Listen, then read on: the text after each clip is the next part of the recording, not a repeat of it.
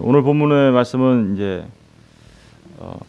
너무나도 잘 알려진 말씀입니다. 사실은 여기에는 이 맹인 두 사람이라는 모습으로 나왔는데 마가복음에는 이 사건이 이 바디메오로 되어 있고요. 또 누가복음에도 똑같이 이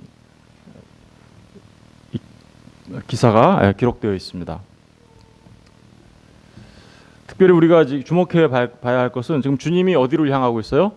예루살렘을 향하고 있죠. 근데 예루살렘을 향하다가 요단 동쪽으로 이렇게 쭉 내려오시다가 그러니까 베레아 지역 그쪽을 통해서 이렇게 내려오시다가 이제 요단강을 건너서 여리고로 들어간 거예요. 여리고성 29절에 그게 나오죠. 그들이 여리고에서 떠나갈 때에 이렇게 나오죠. 큰 무리가 예수를 따르더라. 이 여리고를 떠나갈 때, 이 마태복음에서는 이 사건이 여리고를 떠나갈 때 나온 걸로 되어 있는데요. 마가복음에도 여리고를 떠나갈 때라고 기록되어 있어요. 근데 누가복음은 여리고에 들어갈 때 이렇게 기록이 되어 있어요.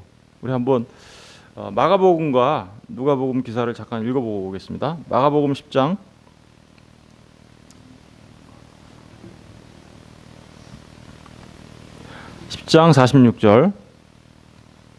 46절부터 한번 읽어보겠습니다. 46절부터 52절까지 다 같이 시작.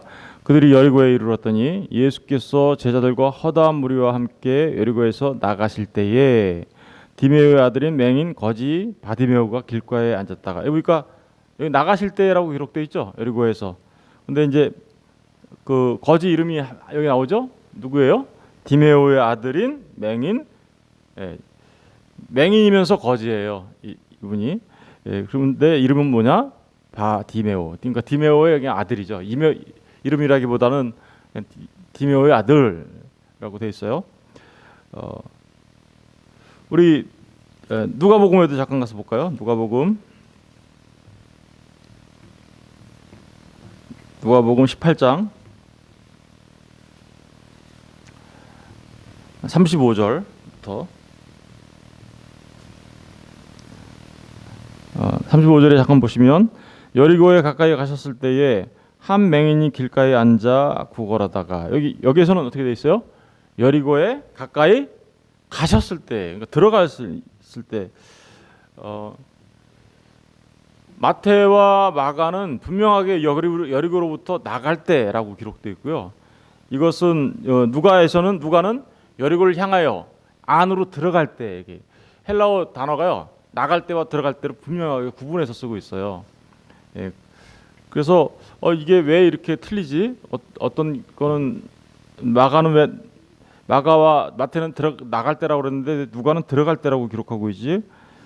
그리고 마태는 왜 두 사람의 맹인이라고 그러는데 마가와 누가는 한 사람밖에 안 나오잖아요, 그죠? 왜 그럴까? 이런 부분들을 가지고 이제 많이 의문점을 제기하고, 어떤 사람들은 심지어 뭐 성경이 틀렸다 막 이렇게 얘기하는 사람들도 있어요. 그러나 그렇지 않습니다. 여러분, 먼저 잠깐 이거 언급하고 넘어가면요, 여리고에 들어갈 때로 표현된 누가와 여리고에서 나갈 때로 표현된 마태와 마가, 이 사건은 사실 같은 얘기를 하고 있는 건데 조금 다른 관점에서 쓴 거죠. 몇 개의 주장이 있어요. 우리 보면 이제 도시를 보면 옛날 여리고가 있고, 새롭게 이제 이 시대가 바뀌어서 새롭게 그 옆에 개발된 김포도 마찬가지죠. 그죠? 구 김포가 있고, 또 여기 이렇게 한강신도처럼 신 김포가 있잖아요. 그러면 구 김포에서 볼 때는 어때요? 들어갈 때가 되는데, 구 김포에서 신 김포로 나갈 때는 어떻게 해요? 나갈 때 이렇게 표현할 수 있죠. 같은 이런 차이점이 있어서 두 개의 그 여리고 지역, 그런 관점에서 들어갈 때와 나갈 때가 누가와 마태 마가가 좀 달랐다라고 말하는 주장이 있는가 하면, 또 하나는 이런 거죠. 어떤 사람은 두 개의 사건을 얘기한 수가 있어요. 그러니까 마가에서는 바디메오, 누가에는 또 다른 한 맹인. 그런데 그 두 개가 합쳐져서 어디로 나왔어요? 마태로 왔다. 그죠? 마태에는 두 명의 맹인으로 돼 있잖아요. 그죠? 이렇게 얘기하는 사람도 있어요. 그래서 그리고 마태에서는 두 명인데 그러면 왜 마가와 누가는 한 명이냐? 마태는 있는 팩트 자체를 그냥 기록한 거고 마가와 누가는 어느 한 사람에게 초점을 맞춰서 기록한 것뿐이지 틀린 것은 아니다라는 거예요. 우리가 이런 부분들을 좀 알고 있어야 누군가가 이렇게 질문하면 좀 얘기할 수 있을 것 같아서 잠깐 소개했고요. 다시 이제 마태복음으로 돌아가면요, 29절로 돌아가면 그들이 여리고에서 떠나갈 때 누가 따랐다고요? 무리가 예수를 따랐다. 무리가. 그런데요, 34절을 한번 보실래요? 34절을 보면 예수께서 불쌍히 여기사 그들의 눈을 만지시니 곧 보게 되어 누구의 눈을 만진 거예요? 맹인들 두 사람의 눈을 만진 거죠. 그들이 어떻게요? 예수를 따랐다. 예수를 따랐다라는 말이 위아래로 이렇게 돼 있죠. 근데 앞에서는 누가 따랐대요? 무리가 따랐다. 뒤에서는 맹인 두 사람이 고침을 받고 따랐다. 이렇게 나온 거죠. 이 마태는요, 이 29절을 이 헬라어에는요, 우리나라와 같이 이렇게 우리나라는 동사가 맨 끝에 있잖아요, 항상. 그죠? 뭐 했습니다, 뭐 갔습니다, 뭐 먹었습니다, 뭐 이렇게 동사가 끝이 있는데 헬라어는 그런 거 순서가 없어요. 순서가 없고 순서 없이 이렇게 기록할 수 있어요. 그런데 특별히 우리가 알 수 있는 것은 강조하고자 하는 단어를 맨 앞에다 놔요. 강조하고 싶은 그 단어가 있다면 그 단어를 맨 앞에다 놓는 특징이 있어요. 그런데 지금 마태가요, 이 따르더라라는 단어를 맨 앞에다 놓습니다. 맨 앞에다가. 왜 그럴까요? 따랐다라는 내용이 중요하기 때문에 그런 거죠.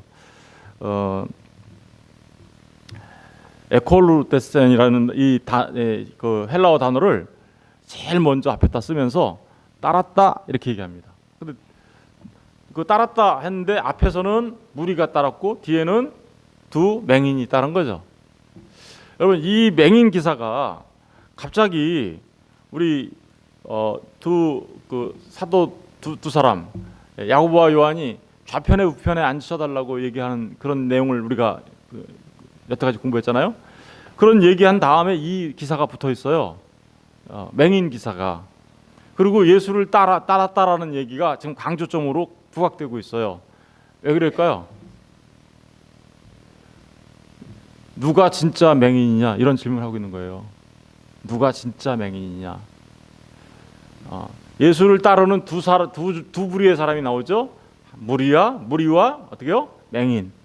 그런 그 사람들을 사용해서 누가 진짜 예수를 따르는데 겉으로 보면 둘 다 따라요. 그죠? 겉으로 보면 둘 다 따르는데 누가 진짜 눈을 뜬 자고 누가 진짜 맹인인가? 라는 질문을 지금 하고 있는 거예요. 그래서 누가 진짜 맹인이고 누가 진짜 눈을 떠서 예수님을 바르게 따르는가? 그런 우리 생각을 가지고 이 말씀을 좀 보시면 좋겠습니다. 30절 보세요. 맹인 두 사람이 길가에 앉았다가 예수께서 지나가신다 함을 듣고 소리질러 이르시되 주여 우리를 불쌍히 여기소서. 맹인 두 사람이 길가에 앉아 있어요. 예수께서 지나간다 한다는 소리를 들었어요. 마가복음에 가서 보면 나사렛 예수가 지나간다 이렇게 들어요. 나사렛 예수가 지나간다. 그런데 이 사람들은 예수님이 지나가는 것을 듣고서는 어떻게요? 소리를 질러 이릅니다. 우리를 불쌍히 여기소서 다윗의 자손이요라고 얘기하고 있어요. 여러분, 나사렛 예수가 지나간다라고 했는데 이 두 맹인이 뭐라고 하고 있어요? 다윗의 자손이요. 다윗의 자손이라는 게 무슨 뜻인가요? 이게 메시아라는 뜻이잖아요. 이분들은 나사렛 예수가 지나간다고 들었고 예수가 지나간다고 들었는데 그 예수님에 대하여 다윗의 자손이라고 고백하면서 우리를 어떻게요? 불쌍하게 여겨 주소서 이렇게 얘기하고 있어요. 그랬더니 31절에 보니까 무리가 꾸짖어 잠잠하라 하되 더욱 소리를 질러 이르되. 무리가 왜 꾸짖었을까요? 무리가 시끄러워서 아이 시끄러워 좀 조용히 해 이렇게 했을까요? 그 아니겠죠. 우리가 꾸짖는데 이유가 있겠죠, 그죠? 왜냐하면 그때 당시에 다윗의 자손이라고 한다면 지금 뭐 하는 거예요? 이분이 메시아라는 뜻이고, 메시아가 왔다라는 얘기는 지금 무슨 얘기예요? 로마 정부가 오면, 로마를 메시아가 오면은 사람들은 어떻게 알고 있어요? 정치적 메시아가 오면. 지금 야고보와 요한도 그렇게 생각했잖아요. 예루살렘에 올라가면 이분이 가서 로마 정부를 무너뜨리고 다윗의 그 왕권을 회복하고 그죠? 정치적으로, 군사적으로, 그리고 경제적으로 통치하게 되면 내가 좌편 우편에서 우리가 한 자리 해 먹어야지, 이렇게 생각하고 올라갔잖아요. 그러니까 다윗의 자손이라는 이 얘기를 하는 순간 예수님은 뭐가 되는 거예요? 로마 정부의 반역자가 되는 거예요. 그러니까 좀 조용히 해 라고 얘기한 거죠. 조용히 해. 그런데 이분들이 어떻게 해요? 더욱 소리를 질러 이러세요. 더욱 소리를 높여서 주여 우리를 불쌍히 여기소서, 다윗의 자손이여 하는지라. 여러분, 이 말씀이 참 중요한 말씀이죠. 불쌍히 여기소서. 사실은 주님의 은혜가 있는 사람들에게는 항상 이런 마음이 있죠. 예수님, 나를 불쌍히 여기소서. 이 불쌍히 여기소서 하는 마음이 있는 자들, 그런 사람들이 정말 주님의 자비를 얻게 되는 거죠. 영어로 have mercy on me라고 하는데, 저에게 자비를 베풀어 주옵소서. son of David, 다윗의 자손이요, 이렇게 하면서 자비를 구하는 이 사람들, 그들을 주님이 어떻게 해요? 이제 보세요. 32절, 예수께서 머물러 서서 그들을 불러 이르시되 너희에게 무엇을 하여 주기를 원하느냐라고 질문합니다. 그죠? 무엇을 하여 주기를 원하느냐라고 질문하죠. 누구한테 한 질문이에요, 이게? 무엇을 하기를 원하느냐라는 질문을 똑같이 예수님이 했어요. 언제 했어요? 야고보와 요한이 어머니가 와가지고 좌편 우편에 앉혀주세요. 무엇을 해주길 원하느냐? 이렇게 21절에 보세요. 20장 20절 20절 21절, 그때 세베대의 아들의 어머니가 그 아들을 데리고 예수께 와서 절하며 무엇을 구하니? 예수께서 이러시되 무엇을 원하느냐? 이렇게 얘기하잖아요, 그죠? 똑같죠. 지금 이 맹인 두 사람에게도 주님이 가서 너희에게 무엇을 하여 주기를 원하느냐? 무엇을 원하느냐? 똑같이 물어본 거예요, 그죠? 그런데 야고보와 요한의 어머니는 어떻게 했어요? 왼편 오른편에 앉혀주세요. 예수님을 지금 어떻게 알고 있어요? 잘못 알고 있는 거죠. 그런데 지금 이 사람들은 어떻게 하고 있어요? 뭐라고 대답하고 있어요? 주여 우리의 눈뜨기를 원하나이다, 이렇게 얘기하죠. 왜 이 기사가 지금 한 어머니의 요구, 다시 말하면 세베대 아들의 어머니 야고보와 요한의 요구, 다음 기사에 이게 붙어 있을까요? 정말 무엇을 하기를 원하느냐 했을 때 예루살렘에 올라가면 당신이 그 왕권에 앉으면 우리를 좌편 우편에 앉혀주세요 라고 말한 그들은 지금 무엇을 원하고 있는 거예요?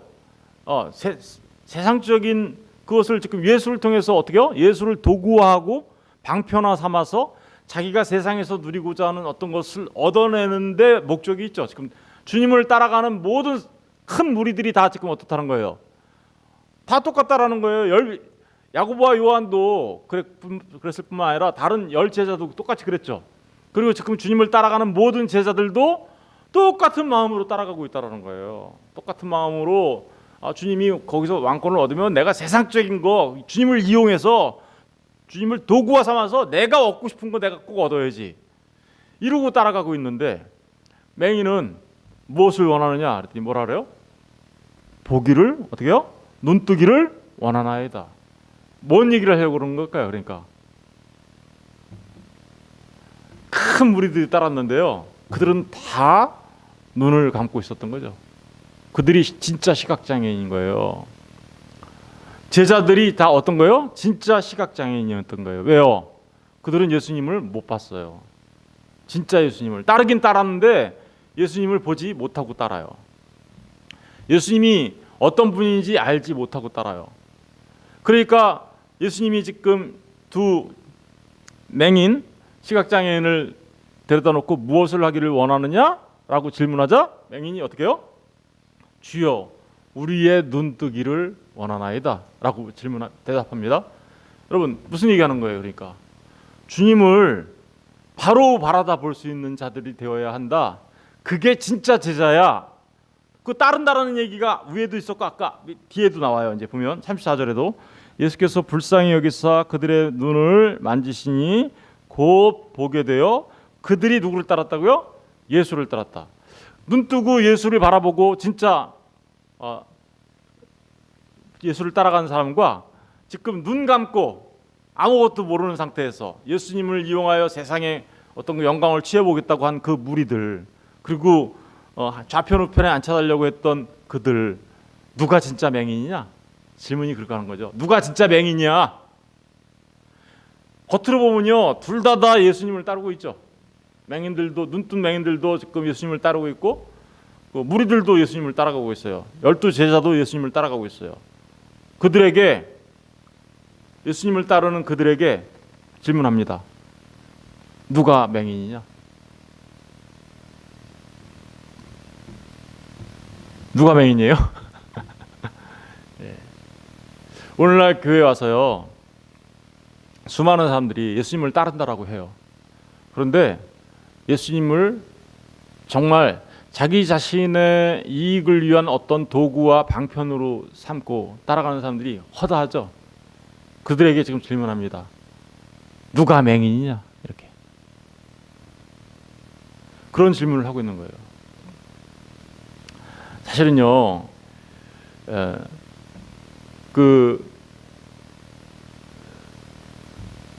이 얘기가 정말 우리가 우리 자신들을 잘 돌아봐야 되는 말씀입니다.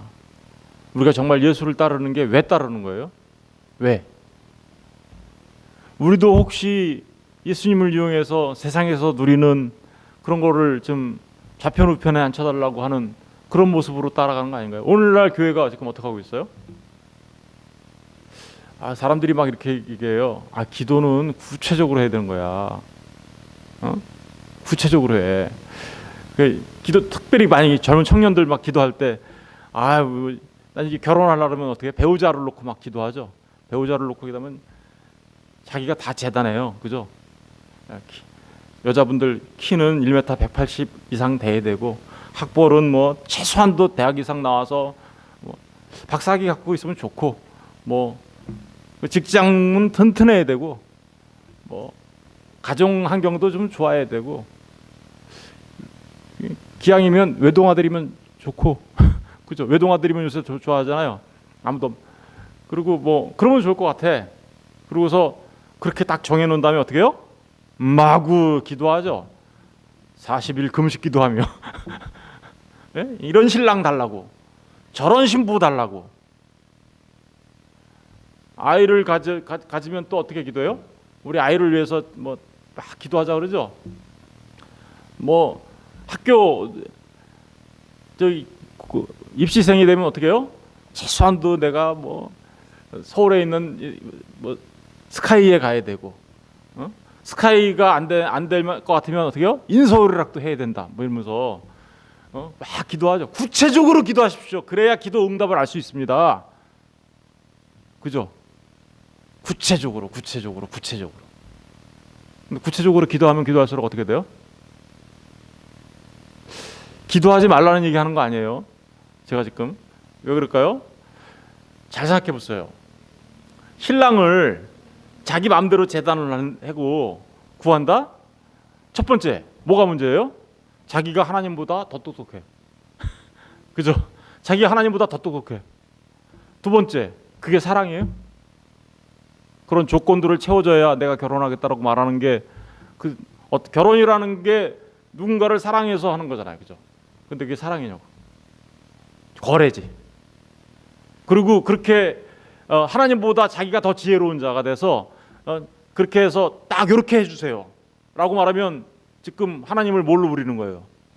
알라딘 램프의 지니처럼 여기는 거예요. 그게 하나님을 이용해서 자기의 뜻 이뤄보겠다고 하는 그거 아니에요? 예? 그거 아니면 안 된다라고.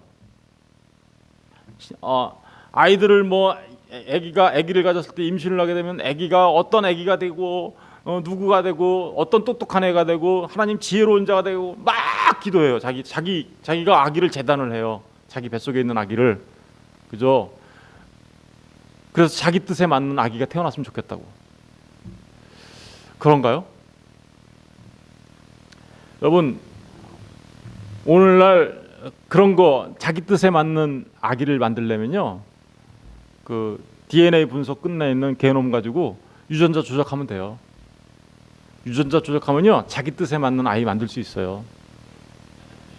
진짜로 그렇게 할 수 있어요. 오늘날 과학이 그 수준까지 갔어요. 그러면 하나님한테 기도해야 돼요? 아니면 유전자 조작 공학자한테 찾아가야 돼요? 자기가 원하는 아이 만들려면. 정말 무엇이 기도인지, 무엇이 우리가 주님을 따라야 되는 이유인지 우리가 생각해 봐야 되는 거죠. 사실은 그 모든 것들, 하나님이 나에게 주신 그 아이가 얼마나 큰 은혜인지 깨달아 아는 거, 주님께서 나에게 주신 그 신랑감이 얼마나 감사한 건지 깨달아 아는 거, 그게 사실은 신앙이죠. 어떠한 상황과 환경 속에서도 하나님 앞에 감사하며 나가는 것, 그게 신앙이고, 그리고 정말 하나님의 뜻을 먼저 생각하는 게 신앙이잖아요. 근데 늘 자기 이렇게 그게 죽어야 된다라니까, 자기가 죽어야 된다라니까 오히려 자기 뜻을 가지고 하나님을 죽이려고 하네. 그 사람들이 맹인이죠. 맹인이에요. 사실은 구체적으로 기도하라고 말하는 그 안에 엄청나게 큰 함정이 있어요. 그 안에는 전부 인간의 탐욕이 득실득실되고 있는 거죠. 자기 자신의 탐욕이. 여러분 잘 생각해 보세요. 나의 욕심이 이루어져야 됩니까? 기도가? 그게 아니죠. 늘 우리가 생각해야 되는 건 하나님의 뜻이 하늘에서 이루어진 것처럼 땅에서 이루어져야 되는 것을 위해서 기도해야 되잖아요. 무엇이 눈을 뜬 자이고 무엇이 누가 소경입니까? 그런 얘기하는 거예요.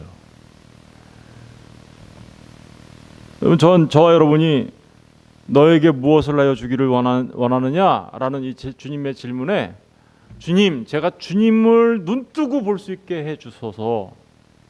적용된 나의 이 모습을 눈뜨고 주님을 똑바로 알 수 있도록 하셔서 주님을 진짜로 따르는 참 제자가 되기를 원합니다.